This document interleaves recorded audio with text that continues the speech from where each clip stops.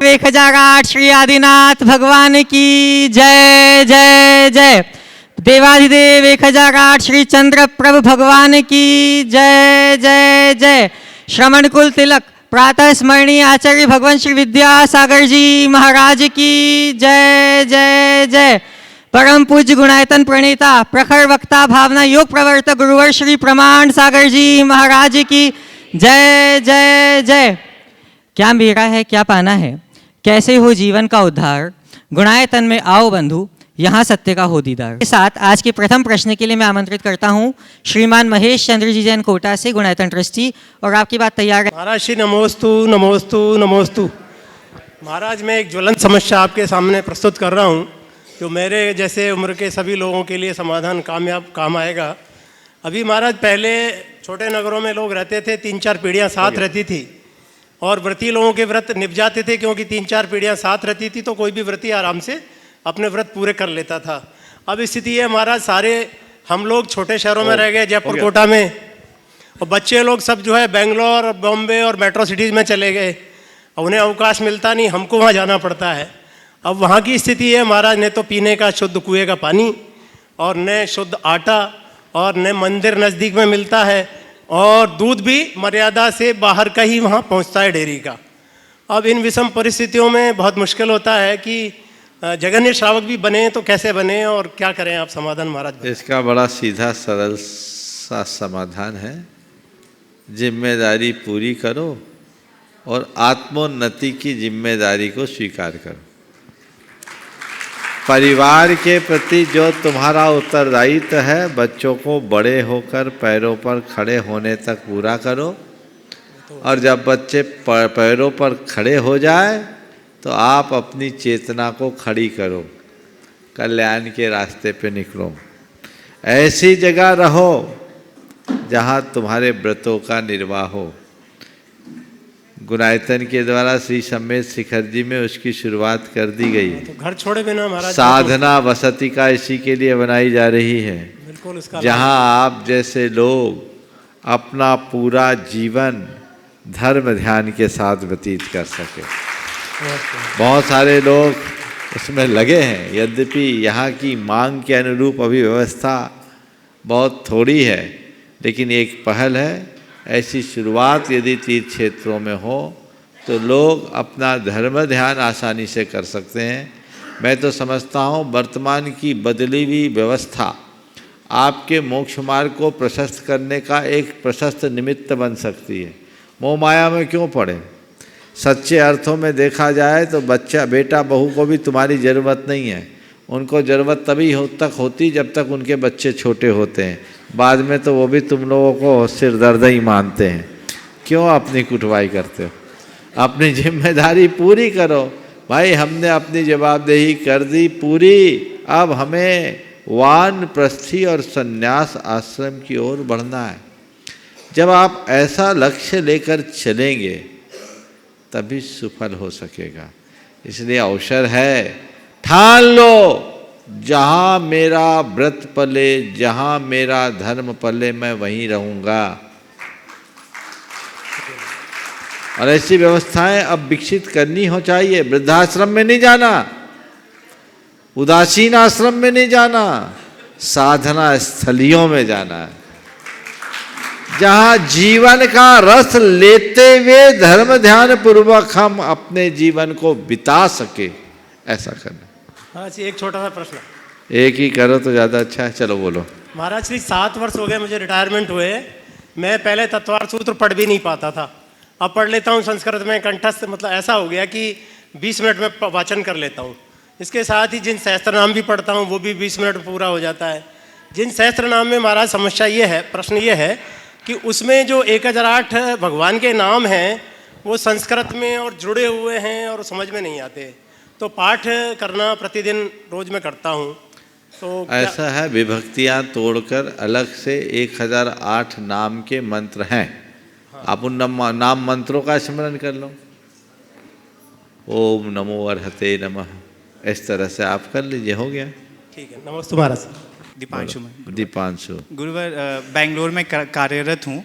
तो वहाँ पर जैसे जब ऑफिस में हमारी जैन आहार शैली को देख के मेरे जैनेतर मित्र पूछते हैं कि आलू प्याज या ये सब कुछ नहीं क्यों नहीं खाते हैं जैन, तो उनको समझाना वैज्ञानिक तरीके से थोड़ा मतलब हो जाता है। लेकिन जब वो दुधल का पूछते हैं कि दुधल क्यों नहीं खाते, तो वो वैज्ञानिक तरीके से उनको थोड़ा समझाने में दिक्कत आती है, वो नहीं समझा पाता हूँ। और दुधल का ही महाराज जी एक और प्रश्न था कि कई लोग बोलते हैं कि जब कच्चे दूध का दही बने और फिर उसमें दाल और मिलता है तब उसको दुधल बोलते हैं। अगर दूध पका के हम दही बना रहे हैं तो दुधल में नहीं आएगा। और दुधल में ही महाराज श्री श्वेतांबरों में तो ये भी मानते हैं कि अगर दही को ही पका दिया, जैसे कड़ी बनाई तो दही पक गया, तो फिर वो दुधल में नहीं आता। तो महाराज जी देखिए, दुधल के संबंध में जो बात आपने पूछी बिल्कुल सही है। इस संदर्भ में कई तरह की मान्यताएं।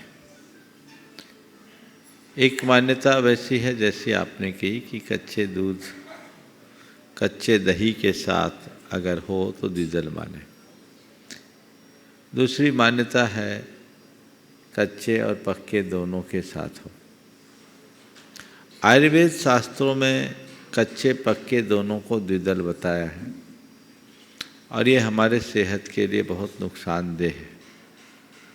श्वेतांबर परंपरा में जो मान्यता है उसका ही अनुकरण कई दिगंबर आचार्यों ने भी किया है, जिसके अनुसार कच्चे दूध दही के साथ मानते हैं, पक्के में नहीं। तो भाई कच्चा दूध दही तो ऐसे ही अभक्ष हो गया, फिर उसमें हम क्या करेंगे।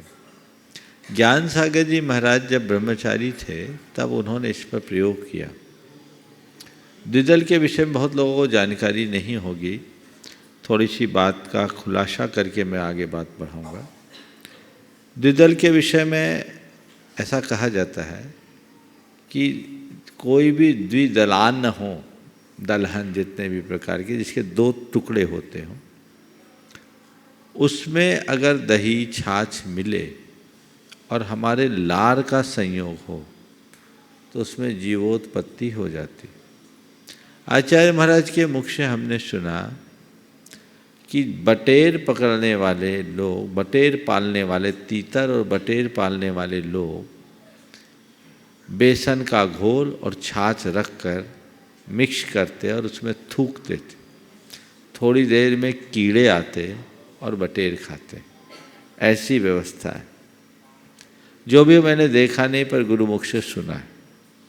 ज्ञान सागर जी ने ब्रह्मचारी अवस्था में इस पर प्रयोग किया, पाया कच्चे दूध दही में तो तुरंत उत्पन्न होते हैं, पक्के में थोड़ा समय लगता है। तो जब होता है योनिभूत सचित्त की अवस्था है तो हमें उसे टालना चाहिए। अब रहा लोगों को समझाने का सवाल, तो उनसे हम ये कहें कि हम स्वाद विजय के लिए कच्चे पक्के दोनों दूध दही के साथ कोई भी द्विदलान नहीं खाते। दही लो और बरा लो, अलग अलग लो तो स्वाद अलग है, पर दही बरा का स्वाद अलग है। हम इसलिए ऐसा करते हैं, कह सकते हैं। उपस्थित होंगी श्रीमती पुष्पा ब्रजेंद्र कुमार जी डीग भरतपुर से। आग को पानी से बुझाया जा सकता है, लेकिन मन की आग को किस चीज़ से बुझाया जाए? बिल्कुल, मन की आग को भी पानी ही काम में आएगी। वो पानी जो कुएं में आता है और एक पानी जो हमारे दिल में रहता है। अगर मन में आग लगी है तो क्षमा का जल डाल दो, अपने आप बुझ जाएगी। सद्भावों का जल डाल दो तो बुझ जाएगी। हृदय परिवर्तन कर लो, आग को बुझते देर नहीं लगती। नमस्ते महाराज जी, नमस्ते महाराज जी। उपस्थित होंगे आशीष जी, सौम्या जी, अमित जी, प्रीति जी, अलका जी जैन, भारतीय जैन महासंघ से। सर्वप्रथम गुरुदेव के चरणों में सादर नमोस्तु करता हूँ और एक छोटी सी जानकारी गुरुदेव आपको देना चाहूँगा कि मैं भारतीय जैन महासंघ से हम लोग आए हैं और 270 यात्रियों को इस बार हम लोग सम्मेय शिखर जी की यात्रा कराने लाए हैं और पिछले 15-16 साल से हम लोग कार्यरत हैं इस मामले में। और हर साल हम कोशिश कर रहे हैं कि यात्रियों को अधिक से अधिक कोशिश कर रहे हैं जितने भी बढ़ा सके। और ये हमारे महामंत्री जी हैं और दिल्ली से अखिलेश जैन, ये मुजफ्फरनगर से हैं और ये बागपत से हैं, मैं दिल्ली से हूँ। और मतलब हम अलग अलग उधर के ही यूपी। सवाल करिए जी। मेरा क्वेश्चन यही था गुरुदेव की, अक्सर अब हम देखने में आ रहा है कि हमारे मंदिरों में चमत्कार भी हो रहे हैं। तो जैसा कि हम ग्रंथ में पढ़ते हैं कि सम्राट चंद्रगुप्त ने स्वप्न में ऐसा कुछ देखा था, सम्राट चंद्रगुप्त ने सपने में ऐसा कुछ देखा था कि कलयुग में मंदिर चमत्कार होंगे जिससे जैन धर्म की पताका लहराएगी।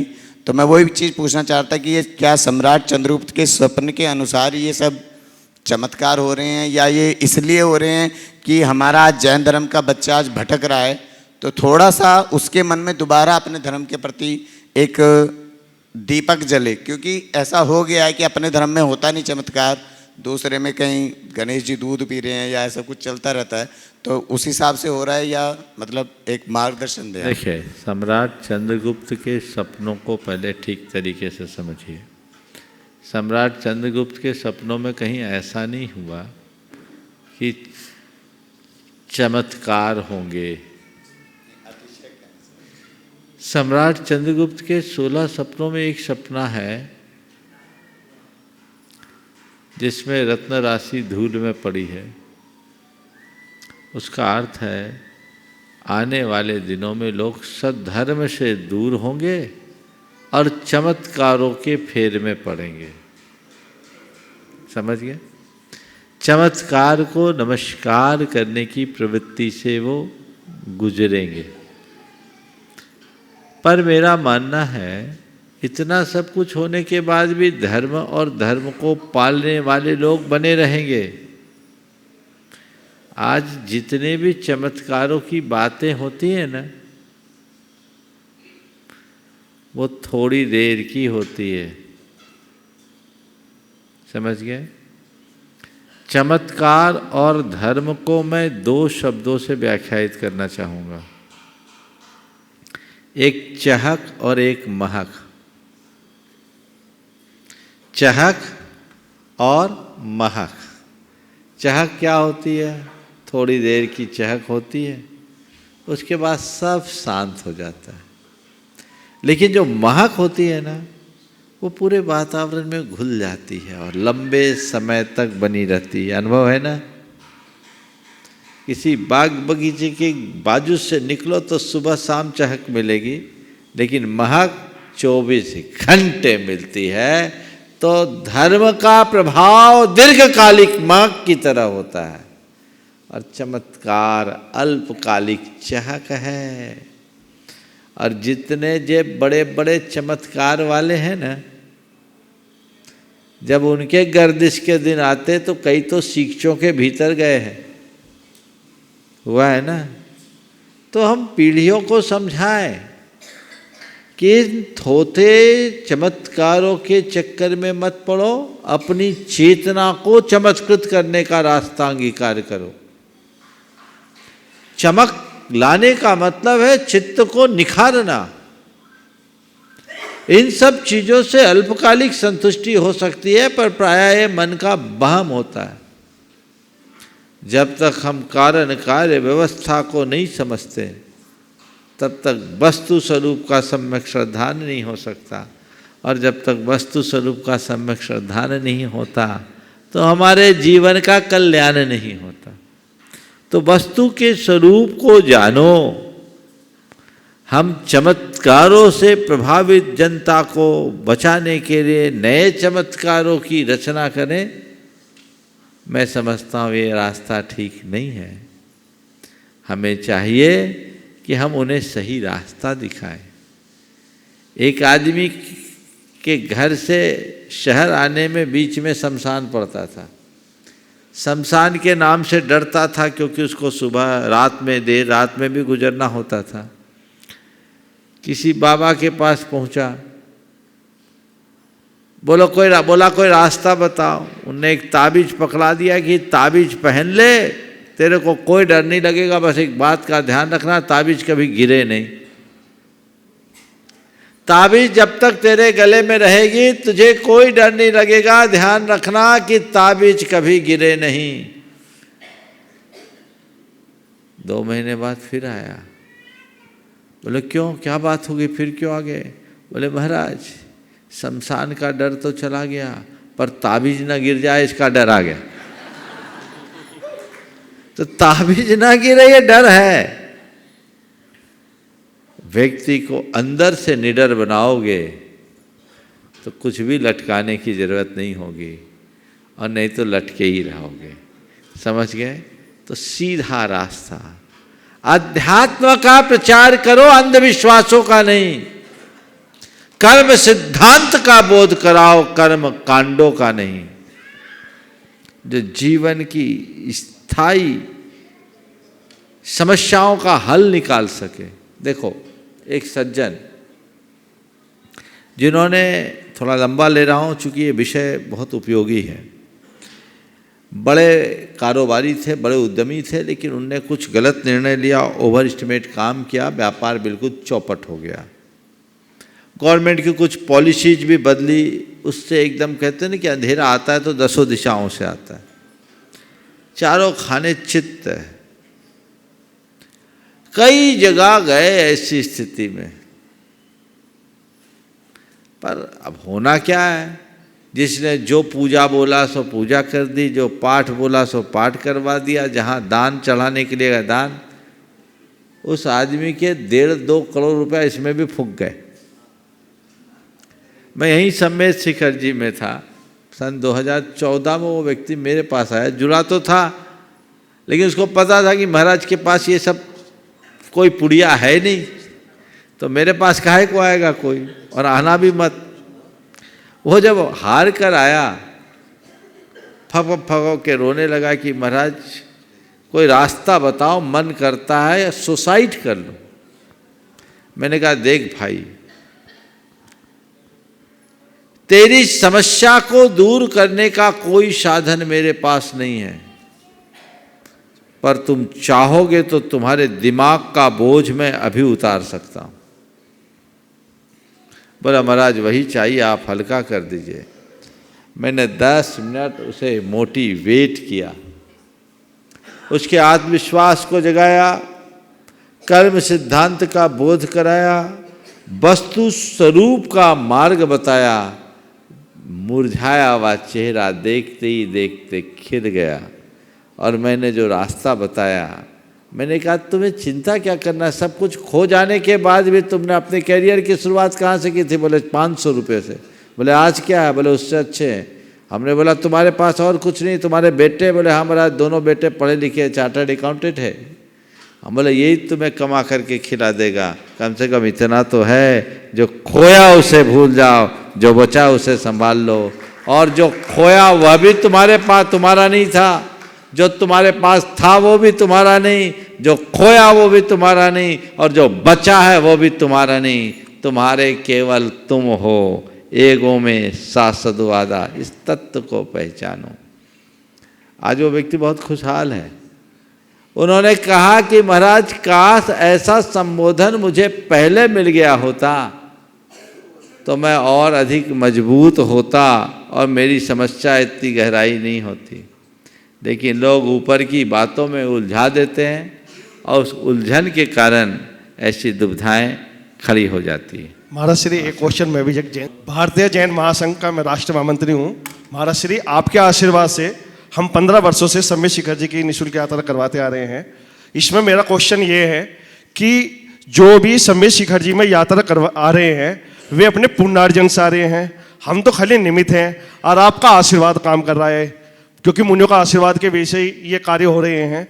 तो हमने जो 6 महीने से हम इसकी तैयारी करते हैं, हमारे आयोजक वगैरह, क्योंकि हमें रिजर्वेशन करवाने पड़ते हैं, या हम जैन संस्था जो भी कार्य करती है। जल्दी से सवाल बोलो। तो महाराज जी, हमारे इस कार्य में, धार्मिक कार्यों में, हमारे अभिषेक करने में या जो भी क्रियाएं हमें नियम टूटते हैं, हमें उसका दंड मतलब जो प्रायश्चित है वो कैसे है? सारे लोगों की वंदना के पुण्य का एक हिस्सा तुम्हारे खाते जाता है। आशीर्वाद है, करते रहो बस।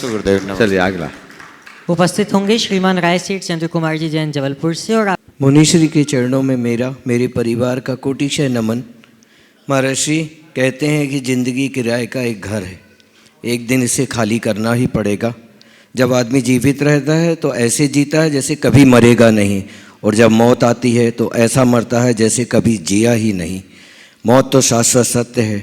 महर्षि, अपने जीवन में ऐसा क्या करें कि अपनी मौत का भी मृत्यु महोत्सव बना सकें? देखिए, मौत को भी मृत्यु महोत्सव बना सके, इसके लिए क्या करें? मृत्यु की अनिवार्यता को हमेशा स्मरण में रखो और ये सोचो कि कभी भी किसी भी पल में मौत आ सकती। जो व्यक्ति जीवन के हर पल में अपने मृत्यु का सामना करने के लिए तत्पर रहता है वो कभी मरता नहीं, वो मृत्यु महोत्सव मनाता है। बंधुओं, आज का एक संयोग कुछ ऐसा ही बना। आज हमारे संघस्थ मुनिराज निर्यापक मुनि प्रशांत सागर जी महाराज ने अपना देह परिवर्तन किया। कब किसके साथ कौन सी घड़ी आ जाए कहा नहीं जा सकता। आज सुबह 6 बजे मुझे अचानक समाचार मिला कि प्रशांत सागर जी महाराज अब हम लोगों के बीच नहीं रहे।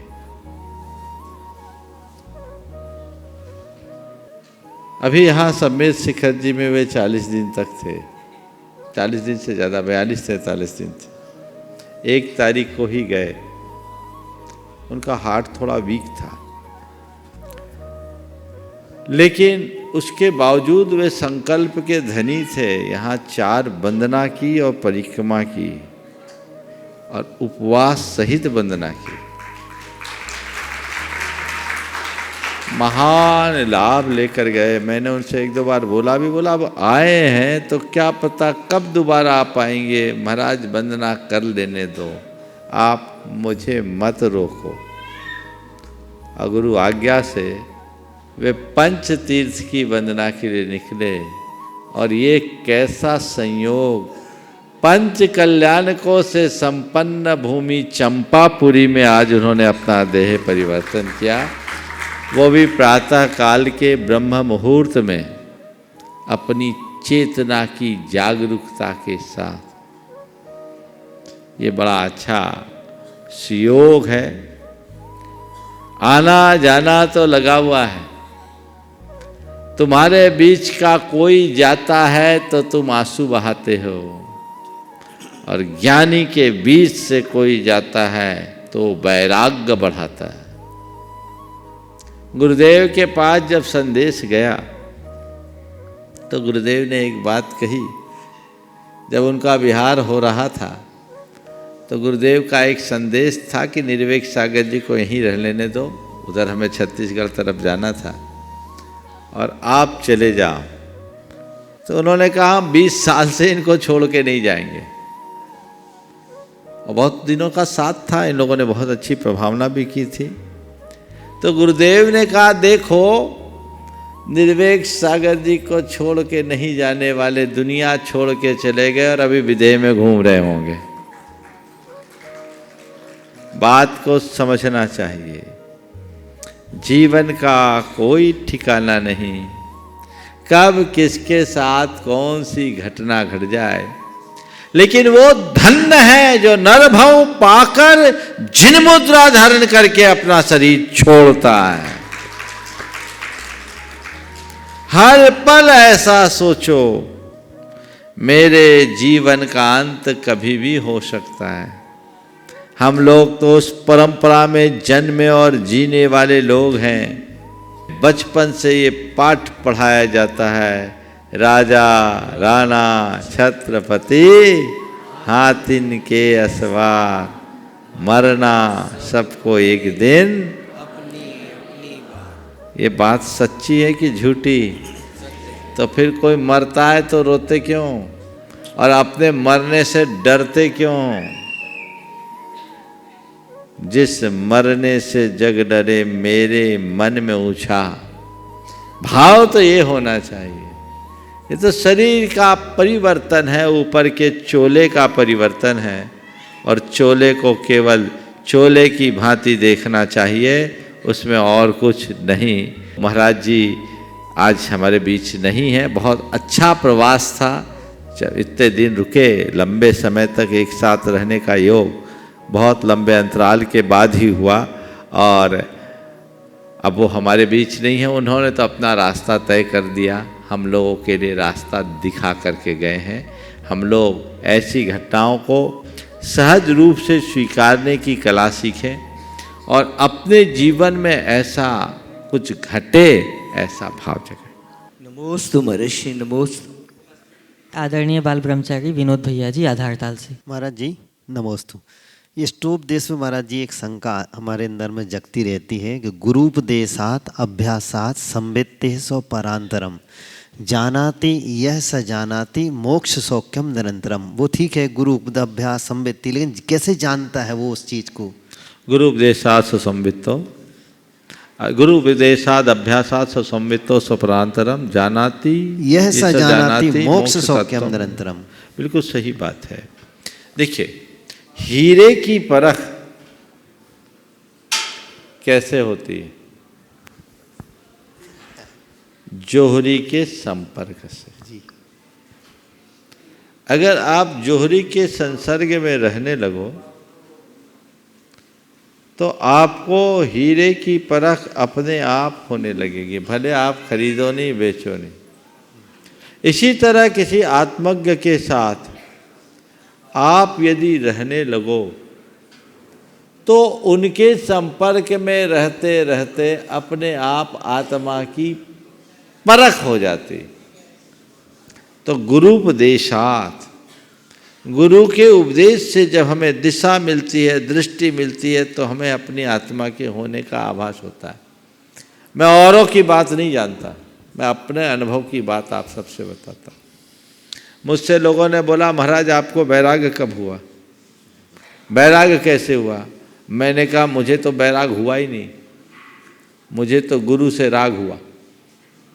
जब मैं गुरु चरणों में आया तो राग वैराग जानता नहीं था, बस जब गुरुदेव को देखा तो मुझे लगा जीवन का इससे अच्छा और कोई रूप नहीं हो सकता और मुझे अपने इस जीवन में कुछ पाना है तो बस इनका ही हो जाना है। मैं उनके उस आकर्षण में ऐसा खिंचा कि शरण में उनने ले लिया, विलंब भी नहीं हुआ।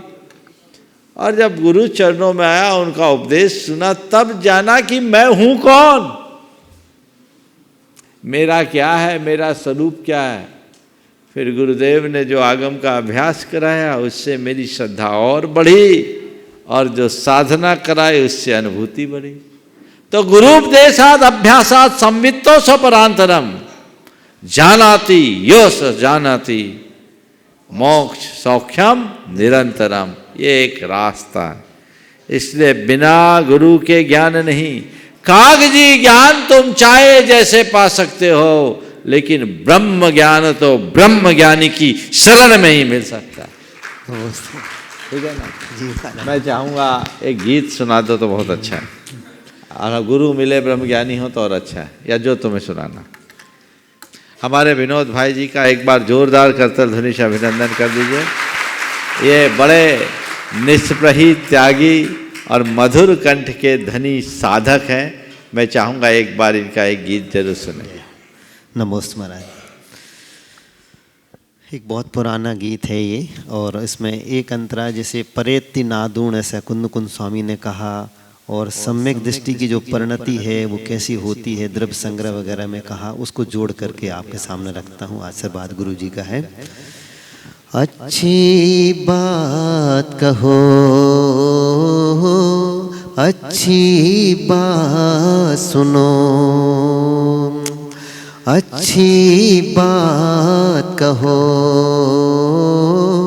अच्छी बात सुनो, अच्छाई करो ऐसे जियो, चाहे ये दुनिया बुराई करे, चाहे ये दुनिया बुराई करे, तुम ना बुराई करो, अच्छी बात कहो, अच्छी बात सुनो। दुख जो औरों के लेते हैं, मर कर भी जिंदा रहते हैं। दुख जो औरों के लेते हैं, मर कर भी जिंदा रहते हैं। आ नहीं सकती उन पे बलाएं, लेते हैं जो सबकी दुआएं। अपने हो या बेगाने हो सबकी भलाई करो, अच्छी बात कहो, अच्छी बात सुनो। चीज बुरी होती है लड़ाई, होता है अंजाम तबाही।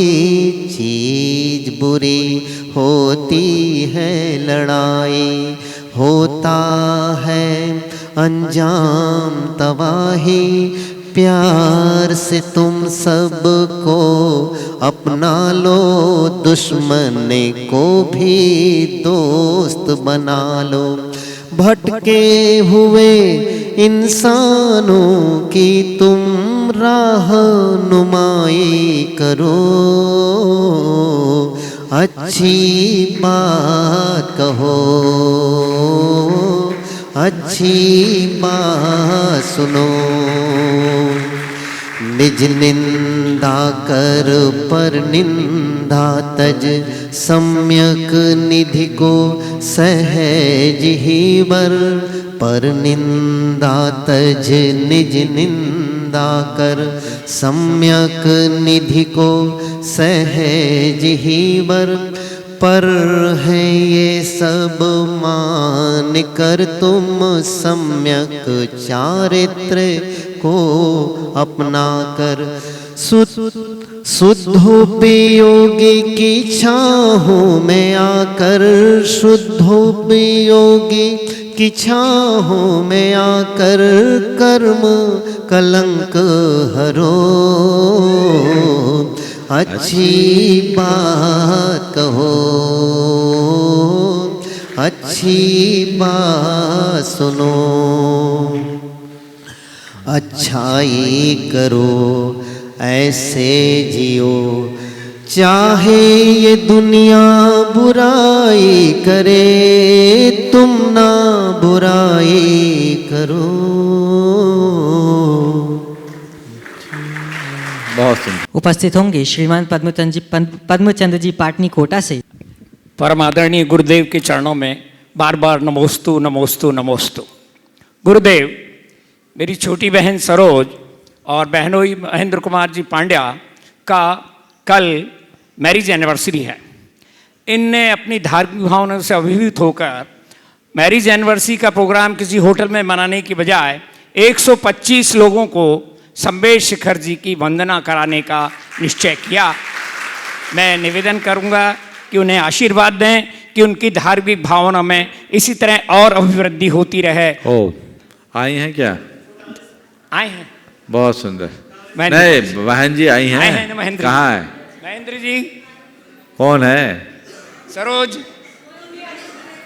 तो वो नहीं आई हैं, जब आती तब बात करते। बहुत अच्छा काम किया, खाटी पुण्य की कमाई है। जी हाँ, दिन में ले लिए थे। आशीर्वाद है, ऐसे ही कार्य लोगों को करना चाहिए। अपना द्रव्य पाप में मत लगाओ, पुण्य में लगाओ, जिससे जीवन को आगे बढ़ाया जा सके। और ऐसे भी 50 जिनके पूरे हो गए वैवाहिक वर्षगांठ के, उनको समझना चाहिए जमा पूंजी घट रही है तो अब पुण्य और बढ़ाना चाहिए। सभी से मैं एक संदेश दूंगा आपके माध्यम से, जितना अर्जित लेके आए हो उससे ज़्यादा संचित करके जाने का संकल्प लो। क्या बोल रहा हूँ? जितना अर्जित लेके आए हो, आप सब बड़े पुण्यशाली हो, आपने बहुत अर्जित किया है, इसलिए ये सारी अनुकूलताएं पाई। तो जितना अर्जित लाए उससे ज़्यादा संचित करके जाओ, तब तो तुम्हारी भलाई है। नहीं तो कल तुम्हें भिखारी बनने से कोई नहीं बचा सकता। कहाँ जाओगे? सब खाली हो जाओगे, कंगाल हो जाओगे तो हाथ ही तो फैलाना पड़ेगा। इसलिए अपने आप को मजबूत बनाइए, प्रण ले लीजिए। आशीर्वाद। मेरा एक जिज्ञासा गुरुदेव, मैंने ये जाना है और पढ़ा है कि ध्यान से ही कर्म की निर्जरा होती है। मैंने योग सार का बहुत अध्ययन किया महाराज, उसमें ये लिखा है, हे जीव तू निर्कल्प अवस्था में समाधि में स्थित होकर निज आत्मा का ध्यान कर। तो क्या सदगृहस्थ भी निर्विकल्प अवस्था में पहुंचकर ध्यान कर सकता है? और उसके कर्म की निर्जरा करे या हो न करे, ध्यान की भावना तो भा सकता है। तो ध्यान की भावना भाव, ताकि निर्ग्रंथ बनकर निर्विकल्प ध्यान की अनुभूति भी कर सके। कैसे बस भाई महाराज? बार बार इन्हीं तरह की भावना में शुद्ध आत्मा हूँ, इस तरह की भावना। नमोस्तु नमोस्तु। श्रीमती ज्ञानेश्वरी जी जैन। नमस्ते महाराज जी, नमस्ते महाराज जी, नमस्ते महाराज। महाराज श्री, जब भी हमें कोई धर्म के कार्य करने के लिए बोले या करना हो तो हम बोलते हैं बस का नहीं, तबीयत खराब नहीं, तबीयत खराब है हमारी, हमारा मन नहीं है। और उसी समय हमें कोई सांसारिक कार्य करने के लिए बोल दे तो हमारी तबीयत भी सही हो जाती है, हमारा मन भी करता है और हम उसे बड़ी इच्छा से मन से करते हैं। तो ऐसा क्यों होता है महाराज श्री? ये हमारी रुचि का परिचायक है। जिस कार्य में मनुष्य की रुचि होती है उसमें वो पहले से उत्साहित होता है, और जिसमें अल्प रुचि होती है, अरुचि होती है, उनके प्रति व्यक्ति का उत्साह नहीं होता। इसलिए मैं कहूँगा, पाप रुचि जन्म जन्मांतरों से बनी है, धर्म रुचि अंदर में जगाओ जिससे जीवन को बेहतर बनाया जा सके। नमस्ते महाराज श्री। हमारे यहाँ भी निवाई से 150 व्यक्तियों को लेकर मुकेश जी जैन आपका आशीर्वाद लेने आए थे सुबह, तो 150 जनों सभी को आशीर्वाद। बहुत बढ़िया। नमस्ते। उपस्थित होंगे श्रीमान राहुल जी जैन फरीदाबाद। नमस्तु महाराज श्री, नमस्तु महाराज श्री, नमस्तु महाराज श्री। महाराज श्री, मैं फरीदाबाद से हूँ। मेरी एक मंदिर कमेटी की एक जिज्ञासा है कि हम एक मंदिर प्रांगण में एक व्यावसायिक पार्किंग का उपयोग करते हैं, तो उसकी आय जो होती है, क्या उसको हम मंदिर के कार्यक्रम लाइक जैसे कि विधान कोई भी होता है उसमें होने वाले भोजन व्यवस्था में या किसी भी सामग्री व्यवस्था में उस आय को यूज कर सकते हैं महाराज श्री? मंदिर की वेबसाइट है। मंदिर की वेबसाइट एक बहुत बड़ा एरिया है, उसमें हम पार्किंग। अच्छा, मंदिर के एरिया में पार्किंग हम चलाते हैं, क्या उसकी आय को हम यूज कर सकते हैं महाराज श्री मंदिर के किसी उसमें? एक सॉल्यूशन दूं? जी महाराज श्री। मंदिर में एक गुल्लक रखो जी, उस गुल्लक में लिखो प्रभावना, प्रभावना, धर्म प्रभावना। जी जी। और धर्म प्रभावना के मद में जो पैसा आया जी उसका महाराज, चाहे जो उपयोग कर लो। बाकी ये देव द्रव्य मंदिर की संपत्ति है। मंदिर की संपत्ति की आय का उपभोग अपने लिए करना निर्माल्य का भक्षण करना बिल्कुल मत करना। उस किराए के पैसे का जी जी, जी। उस किराए का पैसे का देव गुरु धर्म में ही उपयोग करना चाहिए। जी महाराज जी। ऐसे अपने निजी उपयोगों के लिए नहीं करना चाहिए। साल में 2-4 बार खाना पीना होता जी होगा। जी महाराज श्री। कोई बड़ी चीज़ नहीं, या तो आपस में कलेक्शन कर लो जी, नहीं तो मैं सभी मंदिर के व्यवस्थापकों से कहना चाहूँगा, आप मंदिर में ऐसी व्यवस्था करो। आपने देखा होगा यहाँ धर्म प्रभावना और प्रबंधन के मत के अलग अलग गुल्लक रखे हैं। लोग उस गुल्लक में पैसा डालते हैं, प्रबंध में आप उसका खर्च कर सकते हैं, बच जाए सो मंदिर में ले लो। जी महाराज। प्रभावना के लिए आप पैसा निकाल लें। और आप लोगों से भी मैं कहता हूँ, मंदिर में जब भी दान दो तो मंदिर के प्रबंध मद का अगर दिखे तो उसमें ज़्यादा डालो, क्योंकि प्रबंध के लिए तो आप दे रहे हैं, बैंक में रखने के लिए थोड़ी दे रहे पैसा। तो ये इस तरह की व्यवस्थाएं अगर कमेटियां कर ले तो दातार को भी पता लगे। और धर्म प्रभावना चतुर्विध संघ किसी के लिए भी लिख दो आप, तो ये आपका वो पैसा उपयोग में आ सकता है जी। क्योंकि कई बार व्यवस्थापकों को ये दिक्कत होती, कौन खर्चा करे, तो चलो मंदिर का ही पैसा दे दो, ये उचित नहीं। बारंबार नमोस्तु महाराज श्री, नमोस्तु नमोस्तु। अपना प्रश्न प्रस्तुत करेंगी गौरव जी जैन दिल्ली से। नमोस्तु माश्री। माश्री, मेरा प्रश्न विवाह पद्धति से लेकर है। जैसा कि हम सभी जानते हैं कि जब किसी की शादी होती है तो दूल्हे को एक वचन दिलाया जाता है कि आज से, जब किसी की शादी होती है तो दूल्हे को यह वचन दिलाया जाता है कि आज से तुम्हारी पत्नी के अलावा तुम्हें सभी स्त्रियों को अपनी माता और बहन की दृष्टि से देखना चाहिए। तो महाशय, मेरा प्रश्न है कि क्या पहले भी इसी तरह के वचन शादियों में दिलाए जाते थे? क्या इस तरह के वचन हमारे आगम में उल्लिखित हैं? मैं ऐसा इसलिए पूछ रहा हूँ कि राजा भरत की शादी हुई होगी, उनकी 96,000 रानियाँ थी, तो जब उनकी पहली बार शादी हुई थी तो क्या उन्हें इस तरह का वचन दिलाया गया था कि क्या कि आज से तुम्हें दूसरी स्त्री को माता की दृष्टि से देखना है? और अगर वो उनकी तो फिर 96,000 बार शादियाँ हुई होंगी, तो क्या उन्होंने वचन भंग का दोष लगेगा या फिर पर स्त्री सेवन का दोष लगेगा? जोरदार तालियां बजाओ इसके प्रश्न के लिए। बहुत अच्छा सवाल। पहले तो मैं तुमसे सवाल करता हूँ, तुमने वचन दे दिए कि भी बचे हो? दे दिए मास्टरी। दे दिए, ठीक। तो अकेले हो कि दोनों आए हो? मास्टरी में अकेला है। अच्छा, शायद इसीलिए इतनी हिम्मत से पूछ पा रहे हैं। देखो, बात ऐसी है, विवाह एक प्रकार की दीक्षा है। हमारे यहाँ विवाह को धर्म विवाह की संज्ञा दी गई, समझ गए? तो मुझे जो कोई भी व्यक्ति विवाह करता है तो उसे पति धर्म का निर्वाह करना है। और पति धर्म कब होगा? जब वह पति धर्म का पालन करे, यानी यौन सदाचार का पालन करे। ये संकल्प यौन सदाचार का द्योतक है। इसका अर्थ ये नहीं कि पत्नी के अलावा मेरी लिए सारी दुष्ट स्त्रियां बहन और माँ हो गई या बेटी हो गई। इसका अर्थ ये है कि मैं अपनी पत्नी के अतिरिक्त सारी स्त्रियों को माँ और बहन की दृष्टि से देखूंगा। अगर कोई दूसरा विवाह कर ले तो वो उसकी पत्नी हो जाएगी, उसके लिए बात लागू नहीं होगी। समझ गए? तो महाशय लेकिन वचन भंग तो हो ही गया ना? भंग कहाँ? जो मेरी पत्नी होगी उसके अलावा। तुम्हारी भी ऐसी गुंजाइश है तो फिर कर सकते हो। शास्त्र इसके लिए अनुमति दे देंगे। शास्त्र ये नहीं कहता।